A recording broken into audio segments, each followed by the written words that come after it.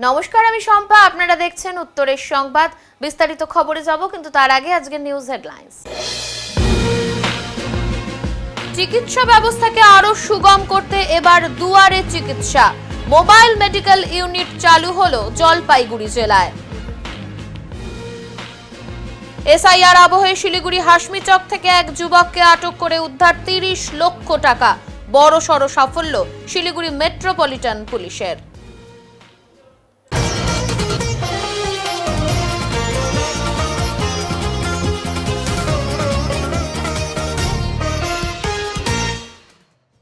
কলকাতায় প্রাণী বন্ধু, প্রাণী সম্পদ এবং প্রাণী মিত্র কর্মীদের ওপর হামলার প্রতিবাদে উত্তাল হয়ে উঠল জলপাইগুড়ি। সোমবার দুপুরে জলপাইগুড়ি সদর বিডিও অফিসের সামনে বিক্ষোভে ফেটে পড়েন জেলার প্রাণী বন্ধু, প্রাণী মিত্র কর্মীরা। পাহাড়পুর মোড় থেকে জলপাইগুড়ি শহরে ঢোকার ব্যস্ততম রাস্তাটি কিছুক্ষণের জন্য অবরোধ করে কর্মীরা অভিযোগ জানান, কলকাতায় শান্তিপূর্ণ অবস্থানকারীদের ওপর অকারণে পুলিশের অত্যাচার চালানো হয়েছে। বিক্ষোভকারীদের অভিযোগ, বহুদিন ধরেই তাদের ন্যায্য পারিশ্রমিক এবং সরকারি সুবিধা প্রদান করা হচ্ছে না। যেটুকু অর্থ দেওয়া হয় তাও 2 থেকে 3 মাস দেরিতে মেলে। এতে পরিবার চালাতে তাদের চরম সমস্যায় পড়তে হচ্ছে। এই অবস্থার প্রতিবাদে এবং কলকাতার ঘটনার নিন্দা জানিয়ে আজ রাস্তায় নামেন তারা। অবরোধের ফলে বেশ কিছুক্ষণ যান চলাচলে ব্যাপক বিঘ্ন ঘটে। পরে পুলিশ ঘটনাস্থলে পৌঁছে বিক্ষোভকারীদের সঙ্গে কথা বলে পরিস্থিতি স্বাভাবিক করে। বিক্ষোভকারীরা জানিয়েছেন, দাবি পূরণ না হলে ভবিষ্যতে তারা বৃহত্তর আন্দোলনের পথে নামবেন। আজকে আমরা এখানে পদ অবরোধ করেছি এই কারণে যে আজকে পশ্চিমবঙ্গ প্রাণী সম্পদ বিকাশ কর্মী ইউনিয়নের তরফ থেকে কলকাতার হাজরা মোড়ে কালীঘাটে একটা কর্মসূচি ছিল। সেই কর্মসূচি নিরিখে যখন হাজরা মোড়ে সবাই সমবেত হয়, সেখানে আমাদের বেশ কয়েকজন কর্মীকে তারা পুলিশ প্রশাসন আক্রমণ করে 2 জনের মাথা ফেটে যায় এবং পশ্চিমবঙ্গ প্রাণী সম্পদ বিকাশ কর্মী ইউনিয়নের রাজ্য সম্পাদক সৌমিত্র মণ্ডলকে পুলিশ প্রিজন ভ্যানে তুলে অকথ্যভাবে লাঠিচার্জ করে প্রিজন ভ্যানে তুলে। এই ঘটনার প্রতিবাদে আজকে আমরা জলপাইগুড়ি সদর ব্লকে আমরা পদ অবরোধ করলাম যে অবিলম্বে সৌমিত্র মণ্ডলকে মুক্তি দিতে হবে এবং ওর সঙ্গে আরও যারা আমাদের সহকর্মী রয়েছেন লালবাজারে তাদেরকে মুক্তি দিতে হবে। যদি মুক্তি দেওয়া না হয়, প্রতীকী হিসাবে আজকে আমরা এই পদ অবরোধ করলাম। না হলে আগামী দিনে আমরা আরও বৃহত্তর আন্দোলনে নামব। আপনারা কারা? আমরা সারা বাংলা প্রাণীসেবী প্রাণী বন্ধু প্রাণী ওয়ার্কার ইউনিয়ন, জলপাইগুড়ি জেলা কমিটি। তাদের ধরার প্রতিবাদেই আন্দোলন করলেন? হ্যাঁ, তাদের ধরার প্রতিবাদে এবং পুলিশই যে অত্যাচার তাদের উপর হয়েছে, লাঠি চার্জ করেছে, মাথা ফাটিয়ে দিয়েছে, রক্তাক্ত করেছে, এই সরকারকে জবাব দিতেই হবে।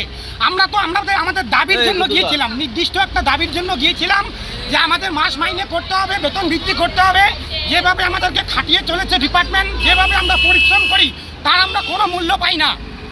আমাদের মাত্র 5,500 টাকা ইনসেন্টিভ দেওয়া হয়, সেটা আবার আপনার 3 মান্থ 4 মান্থ 4-5 মাস পর পর দেওয়া হয়। আর ডিপার্টমেন্ট আমাদের ধিক্কার মিছিল করছি। এই সরকারকে বলতে হবে যে আমাদের দাবি দেওয়া কবে পূরণ করবে। কবে হচ্ছিল আপনাদের? কবে অ্যারেস্ট করেছে কর্মীদের? আমাদের প্রত্যেককে অ্যারেস্ট করেছে। কবে? আজকে কাউকে লালবাজার থানায় নিয়ে গেছে, কাউকে কালীঘাট থানায় নিয়ে গেছে, কাউকে অন্যান্য থানায় নিয়ে গেছে এবং বিভিন্নভাবে লাঠিচার্জ করেছে। মহিলাদের কাপড় ছিঁড়ে দেওয়া হয়েছে। পুলিশ এই বর্বর অত্যাচার করলো কেন?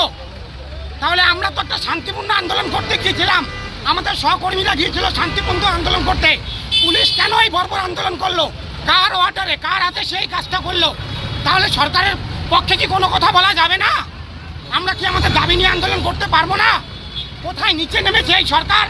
আমাদের তো দেখছেই না, বরঞ্চ লাঠিচার্জ করে দমন পীড়ন করে আমাদেরকে থামিয়ে রাখতে চাইছে। কতদিন আর চলবে আমাদের উপরে উৎপীড়ন? আমাদের দেওয়ালে পেট ঠিকে গিয়েছে একদম পিঠ। তাই আমরা এই আন্দোলনে নেমেছি। আমরা কথা দিচ্ছি, যদি আমাদের সুরাহা না করে, আমাদের যদি মাস মাইনা চালু না করে, প্রাণী সম্পদ বিকাশ কর্মী বিভাগের যারা প্রাণী মিত্রা, প্রাণী সেবী, এআই ওয়ার্কার যারা আছি, আমরা মন্ত্রীকে বারবার বলেছি, স্বপন দেবনাথকে, ডিপার্টমেন্টের যিনি মন্ত্রী স্বপন দেবনাথ, উনি কোনো কথা কর্ণপাত করেনি।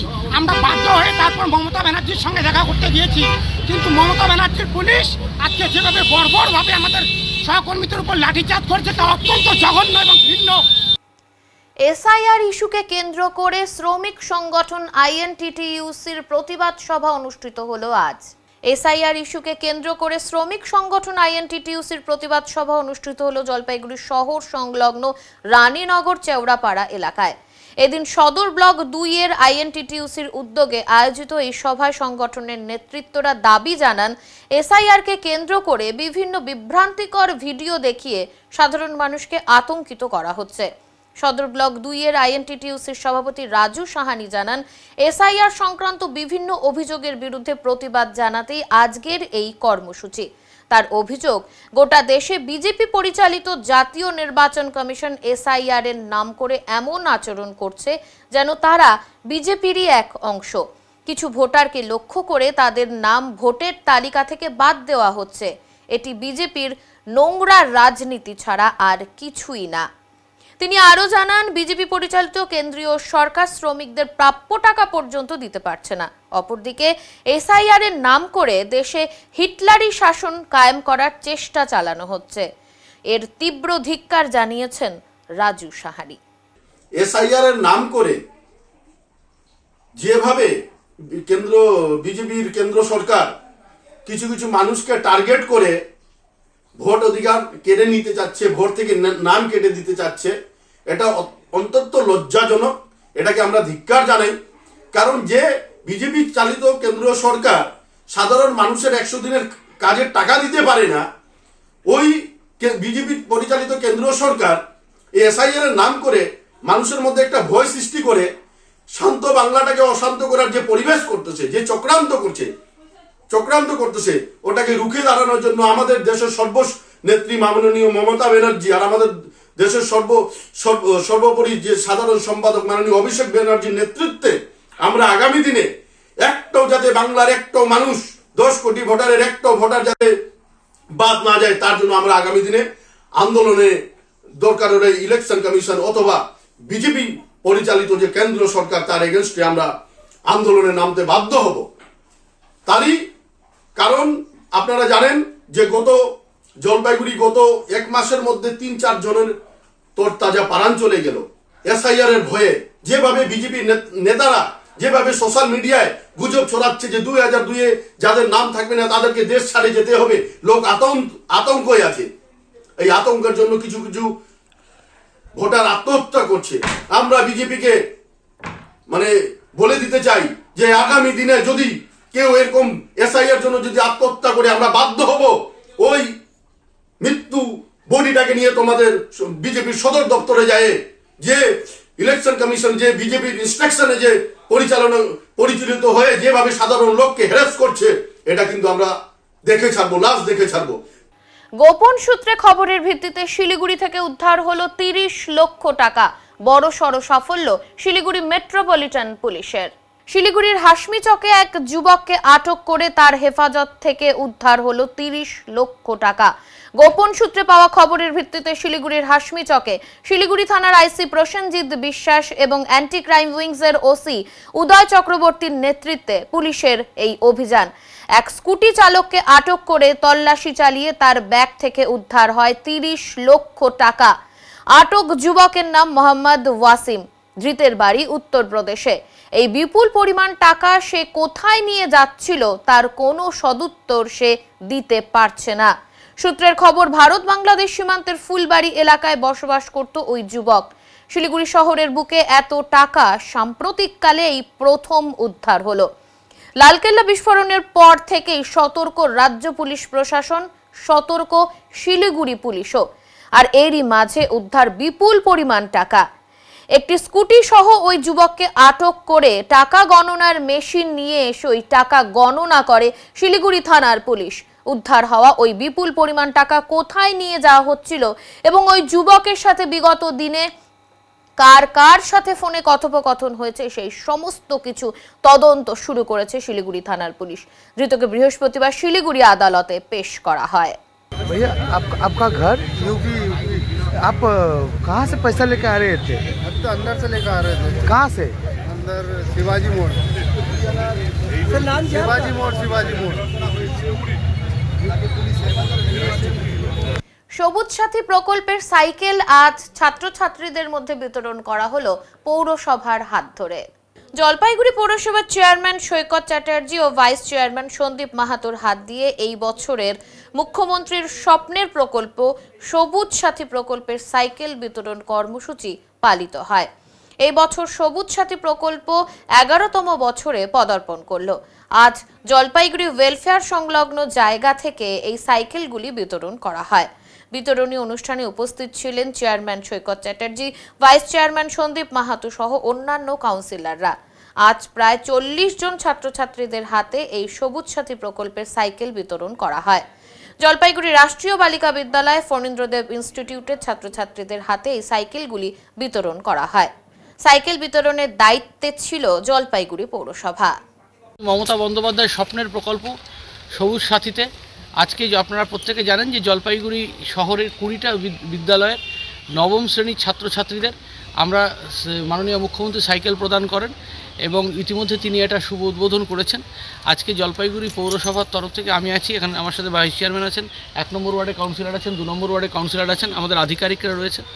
আজকে সেখানে আমরা আজকে তার শুভ সূচনা করছি। উদ্বোধন তো মাননীয় মুখ্যমন্ত্রী মমতা বন্দ্যোপাধ্যায় করেছেন, তার শুভ সূচনা করছি এবং এই শুভ সূচনাতে প্রথমেই আমরা আমাদের সাথে 2টো স্কুলে আছে, এখানে গভর্নমেন্ট গার্লস স্কুল, জলপাইগুড়ি রাষ্ট্রীয় বালিকা বিদ্যালয়, প্রথিতযশা স্কুল, আরেকটি প্রথিতযশা বিদ্যালয় ফণীন্দ্রদেব ইনস্টিটিউশন এবং তার শিক্ষিকা গভর্নমেন্ট গার্লসের শিক্ষিকারা এবং ফণীন্দ্রদেব স্কুলের শিক্ষকরা উপস্থিত রয়েছে। আজকে আমরা প্রথমেই আমরা এই 2টো স্কুলের হাতে সাইকেল তুলে দিয়ে আমরা টোকেন হয়ে সাইকেল তুলে দিয়ে আমরা এই সবুজ সাথী সাইকেল বিতরণ প্রকল্প শুরু করছি এবং এটা 11th ফেজ, 11তম ফেজ। মাননীয় মুখ্যমন্ত্রী মমতা বন্দ্যোপাধ্যায় 2011 সালে বাংলার দায়িত্ব গ্রহণ করার পর থেকেই সবুজ সাথী প্রকল্পের 11th ফেজ চলছে এবং আজকে আমরা এখানে এই টোকেন উদ্বোধন করছি। তারপরে আমরা ধাপে ধাপে পৌরসভার তরফ থেকে 1800 সাইকেল আমাদের ক্লাস 9-এর ছাত্রছাত্রীদের হাতে তুলে দেব। আবারও মাদক সেবনের জন্য নষ্ট হলো একটি পরিবার। মাদক নেশাগ্রস্ত ছেলের হাত থেকে বাঁচাতে ওই পরিবারের এক নিরীহ ও অসহায় সদস্যার পাশে দাঁড়ালো জলপাইগুড়ি শহরের সমাজসেবী তথা মাদক বিরোধী আন্দোলনের অন্যতম অজয় শাহ। জানা গেছে 14 নম্বর ওয়ার্ডের একটি বাড়িতে ব্রাউন সুগার আসক্ত পরিবারের সদস্য নিজের মা বাবার মৃত্যুর পর তার বাড়িতে থাকা যাবতীয় জিনিসপত্র বিক্রি করে দেয়। ওই পরিবারের আরেক সদস্য অর্থাৎ মৃত বাবা মায়ের মেয়ে তার দাদার এই কীর্তি দীর্ঘ বছর ধরে সহ্য করে আসছেন, কিন্তু অত্যাচারের সীমা যখন চরমে তখন আর তা সহ্য করতে না পেরে তিনি থানার দ্বারস্থ হন। তিনি জানান দীর্ঘ সময় ধরেই তার দাদা নেশাগ্রস্ত ব্রাউন সুগারে, বাধ্য হয়ে নিজের সন্তানদের নিয়ে অন্যত্র বাড়ি ভাড়া করে থাকেন তিনি।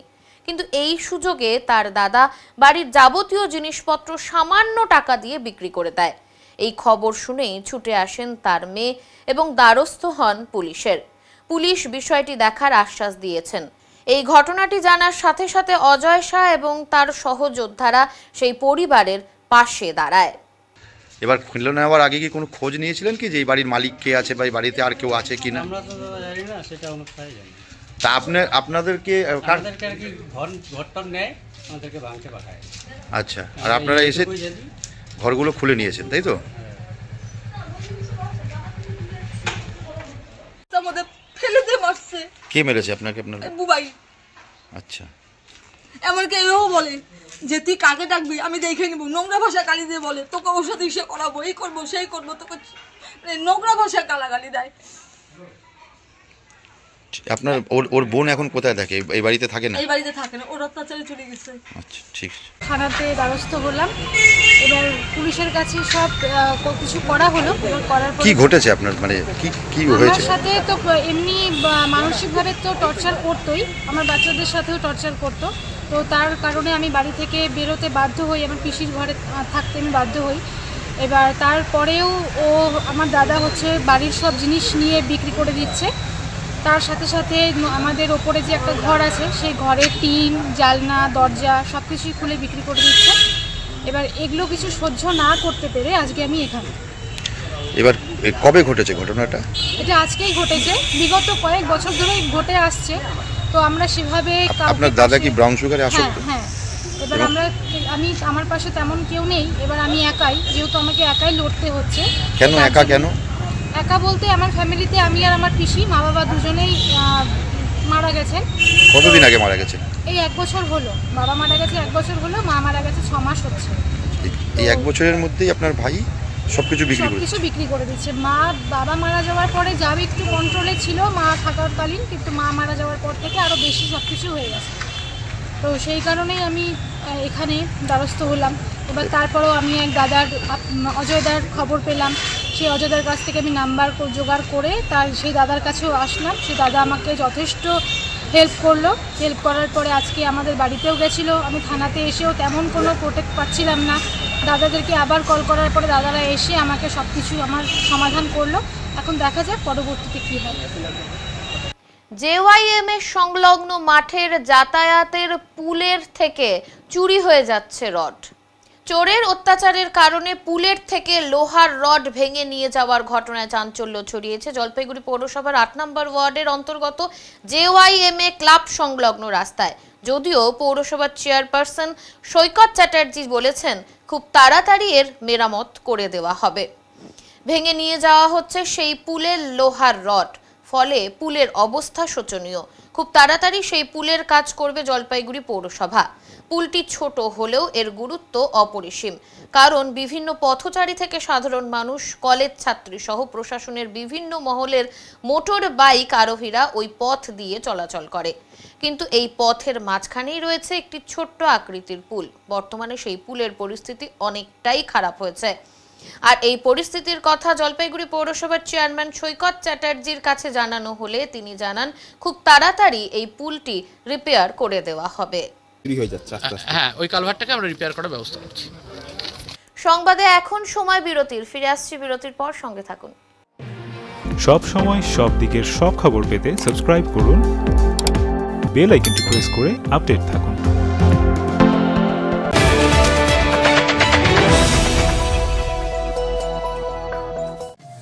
শহরের থানা মোড়ে দীর্ঘ 15 বছর ধরে নয়ন অপটিক্যাল জলপাইগুড়িবাসীকে দুজন বিশিষ্ট চিকিৎসকদের দ্বারা চোখের চিকিৎসা পরিষেবা দিয়ে চলেছে প্রতিনিয়ত। এখানে উন্নত মানের কম্পিউটার দ্বারা চক্ষু পরীক্ষা করে চোখের বিভিন্ন সমস্যা নির্ণয়, চোখের পাওয়ার মাপা, চোখের প্রেসার মাপা হয়। এছাড়াও এখানে রয়েছে ন্যায্য মূল্যে নিত্য নতুন ডিজাইনের চশমার ফ্রেম, গ্লাস এবং সানগ্লাস। তাই বাচ্চা থেকে বয়স্করা চোখের যে কোনো সমস্যা অথবা চশমার প্রয়োজন আজই চলে আসুন নয়ন অপটিক্যাল থানা মোড় জলপাইগুড়ি। Phone number 9932208885। জলপাইগুড়ির ঐতিহ্যবাহী শিক্ষা প্রতিষ্ঠান শিশু নিকেতন প্রিপারেটরি বিদ্যালয় 85 বছর ধরে স্নেহ মূল্যবোধে শিশুদের ভবিষ্যৎ গড়ছে এই বিদ্যালয়। সভাপতি শুভ্রাংশু চাকি ও সম্পাদক তপন কুমার মিত্র অভিভাবকদের সন্তানদের ভর্তির জন্য আন্তরিক আহ্বান জানাচ্ছেন। 2026 শিক্ষাবর্ষের ভর্তি প্রক্রিয়া চলছে প্রি প্রাইমারি থেকে চতুর্থ শ্রেণী পর্যন্ত। আবেদনপত্র সংগ্রহ করা যাবে বিদ্যালয় অফিস থেকেই। আবেদন মূল্য 150 টাকা, বেলা 11:30 থেকে দুপুর 2টো পর্যন্ত। তাই দেরি না করে আজই যোগাযোগ করুন 03561230347 এই নম্বরে। শিশু নিকেতন, বাবুপাড়া, জলপাইগুড়ি।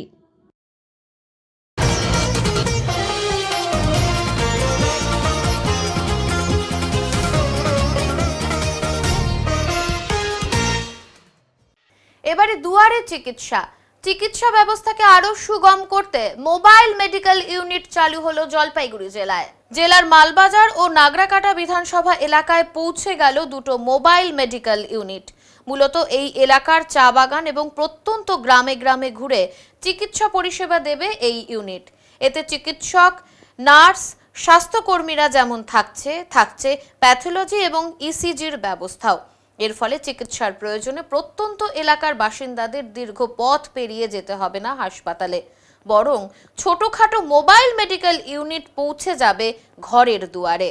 মেশিন আছে, ঠিক আছে, বিভিন্ন মেশিনারি দেওয়া আছে, যেগুলো এই ল্যাবরেটরির জন্য যা যা লাগবে সব কিছু এখানে দেওয়া আছে।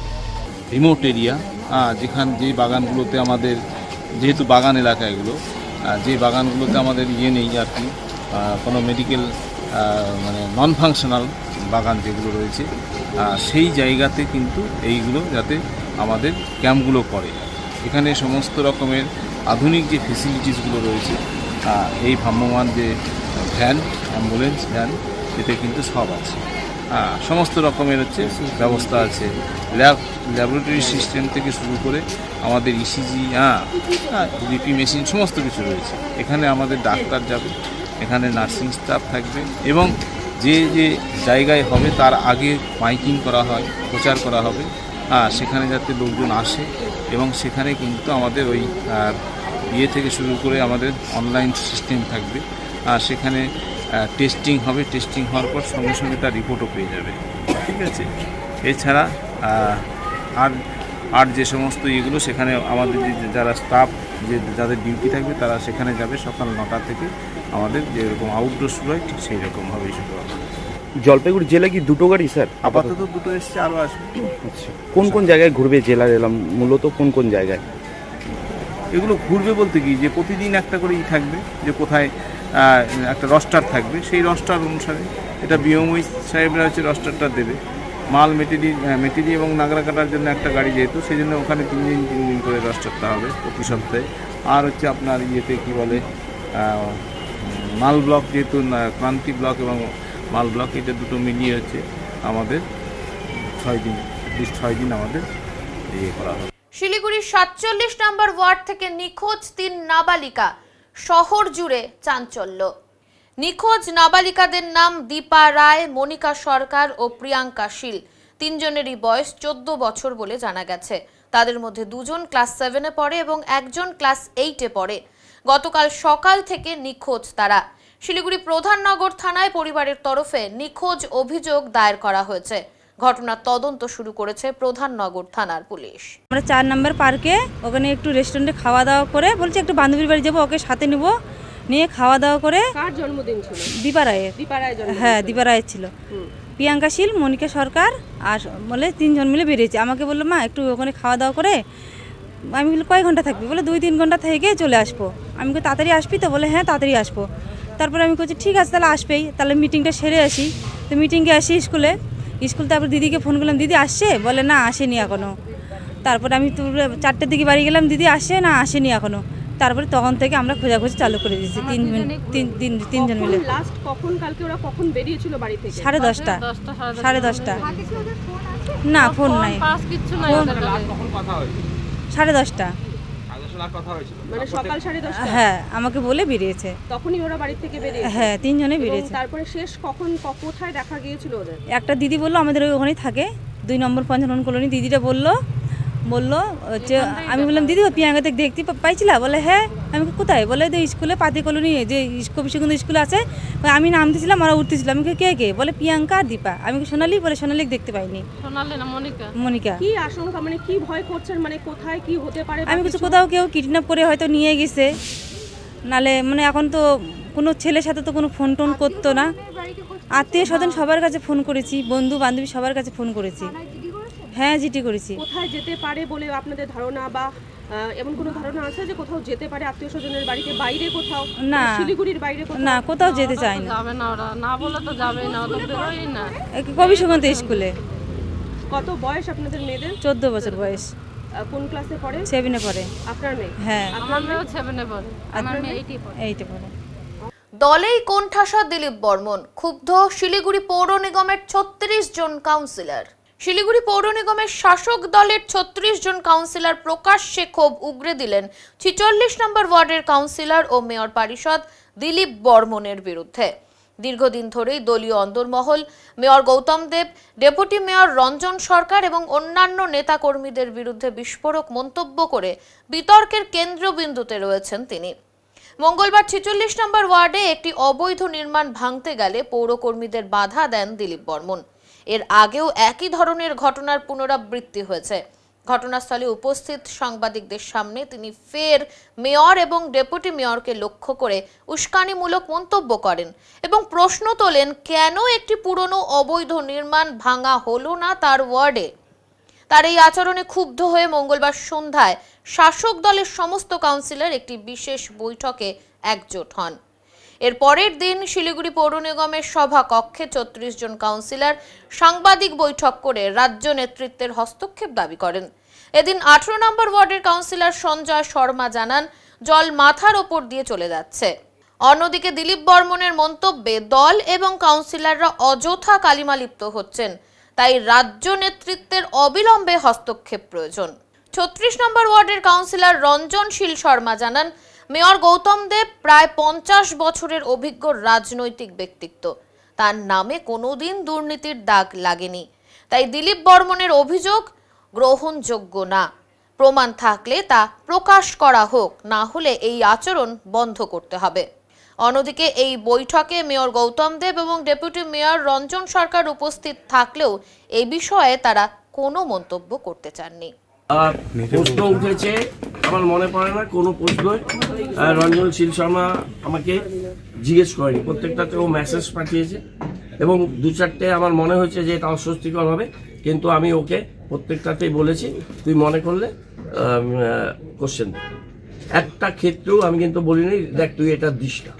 2-1বার আমাদের নিজেদের মধ্যে আলাপ আলোচনা হয়েছে, হ্যাঁ, সেখান থেকে অনেক কিছু সিদ্ধান্ত হয়েছে, অনেক কিছু তথ্য এসছে, সেটা পর্যালোচনায় আছে, কিন্তু জিজ্ঞেস করে বলেছে এবং তাকে বলতে মানাও করা হয়নি। তাকে যদি সেদিন বলতাম যে ভাই এটা তুমি করতে পারবে না, এটা এখন করো না, তাহলে আমার মনে হয় ও করতো না, কিন্তু আমি সেটা মনে করেছি বলা উচিত না। এইটুকু ডেমোক্রেসি পরিসর এটা কিন্তু এই বোর্ড দিয়েছে, যেটা লেফট ফ্রন্টে এটা কোনোদিন আশাই করা যেত না, ওরা বলতেও পারতো না, এটা কিন্তু আমরা দিয়েছি। সেইটা আর এইটা কিন্তু এক নয়, যেটা নিয়ে আজকে পেশ হচ্ছে, দুটো এক করে দিলে বুঝবে। ডুয়ার্সের পরিবেশ আন্দোলনের পথিকৃৎ 25 বছরে Odlabari nature and adventure society. ডুয়ার্সের অন্যতম প্রাচীন ও সক্রিয় পরিবেশপ্রেমী সংগঠন Odlabari nature and adventure society আজ পা রাখল 25তম বর্ষে। সারা বছর ধরে বন্যপ্রাণ সংরক্ষণ, পরিবেশ রক্ষা ও জনসচেতনতা বৃদ্ধির কাজে নিয়োজিত এই সংগঠন প্রতি বছর প্রায় 150 জন ছাত্রছাত্রীকে নিয়ে 7 দিনের প্রকৃতি পাঠ শিবিরের আয়োজন করে, যা জঙ্গল লাগোয়া এলাকায় অনুষ্ঠিত হয়। সংগঠনের সদস্যরা আজ শুধু ডুয়ার্সেই নয়, ছড়িয়ে পড়েছেন দক্ষিণবঙ্গের বিভিন্ন জায়গায়। বহু শিক্ষার্থী এই শিবিরে অংশ নিয়ে পরবর্তীকালে বিভিন্ন সামাজিক এবং পরিবেশ রক্ষার কাজে যুক্ত হয়েছেন। এই বিশেষ মাইলস্টোন উপলক্ষে ওদলাবাড়ি বিধানপল্লী ফুটবল মাঠে 2 দিনব্যাপী সাংস্কৃতিক অনুষ্ঠানের আয়োজন করা হয়েছে, যেখানে স্থানীয় শিল্পীদের পাশাপাশি কলকাতার শিল্পীরাও অংশগ্রহণ করছেন।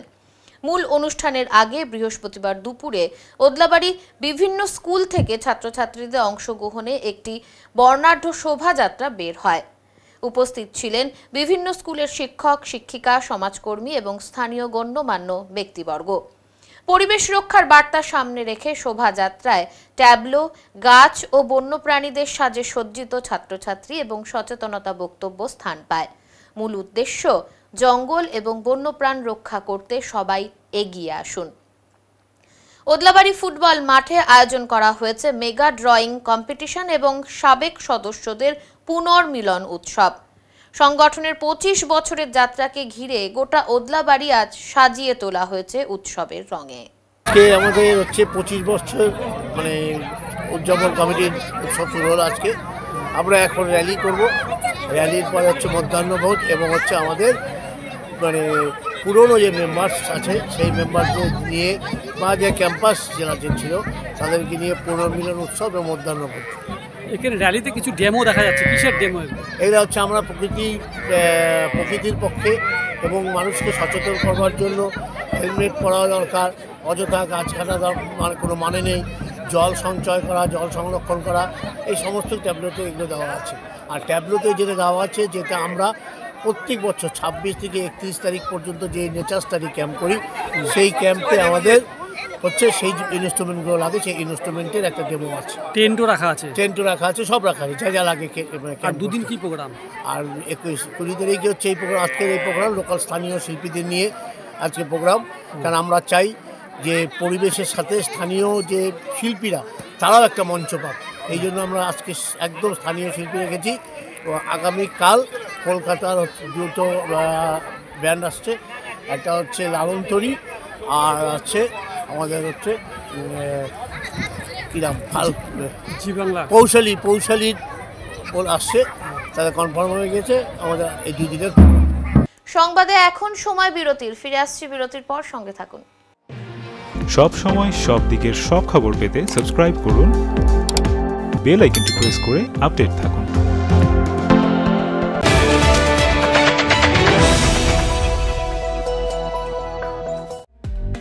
বাঙালি মানেই ভোজন প্রিয়, আর তবে যদি কথা হয় মিষ্টির, তাহলে তো কোনো কথাই নেই। জলপাইগুড়ি পান্ডাপাড়া পার্কের মোড়ে খুলে গিয়েছে শ্রী রাধাকৃষ্ণ মিষ্টান্ন ভান্ডার। আমাদের এখানে নৈহাটি, কল্যাণী, বর্ধমান থেকে আগত প্রসিদ্ধ কারিগর দিয়ে নানা ধরনের মিষ্টি তৈরি করা হয়। এছাড়াও সুপরিষ্কার পরিচ্ছন্নভাবে নিজ কারখানায় দেশি গাওয়া গরুর দুধের ছানা কেটে মিষ্টি তৈরি করা হয়। সাথে যে কোনো অনুষ্ঠানের অর্ডার নেওয়া হয়। তাই আমাদের মিষ্টির স্বাদ পেতে আজই চলে আসুন শ্রী রাধাকৃষ্ণ মিষ্টান্ন ভান্ডার, পান্ডাপাড়া পার্কের মোড়, জলপাইগুড়ি। Phone number 9832658478।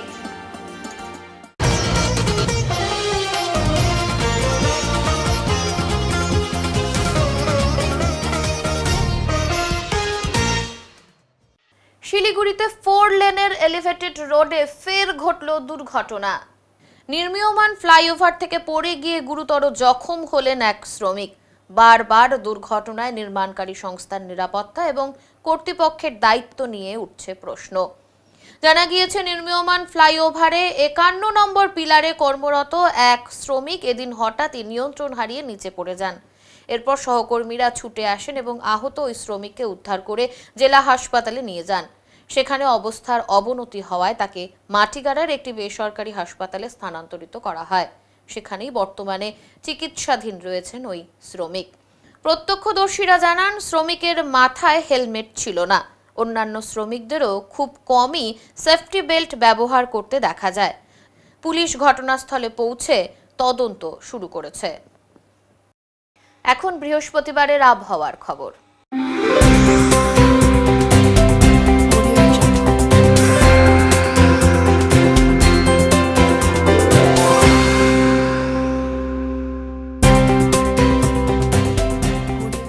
কেন্দ্রীয় আবহাওয়া দপ্তরের জলপাইগুড়ি কেন্দ্র থেকে পাওয়া তথ্য অনুযায়ী বৃহস্পতিবার দিনের সর্বোচ্চ তাপমাত্রা ছিল 31.9 ডিগ্রি সেলসিয়াস এবং সর্বনিম্ন তাপমাত্রা ছিল 15.7 ডিগ্রি সেলসিয়াস। শেষ করবার আগে আজকের বিশেষ সংবাদ আরো একবার। চিকিৎসা ব্যবস্থাকে আরো সুগম করতে এবার দুয়ারে চিকিৎসা। মোবাইল মেডিকেল ইউনিট চালু হলো জলপাইগুড়ি জেলায়। এসআইআর আবহে শিলিগুড়ি হাসমিচক থেকে এক যুবককে আটক করে উদ্ধার 30 লক্ষ টাকা। বড়সড় সাফল্য শিলিগুড়ি মেট্রোপলিটন পুলিশের। উত্তরের মনের পরিবেশনায় উত্তরের সংবাদ এখনকার মতো এই পর্যন্তই।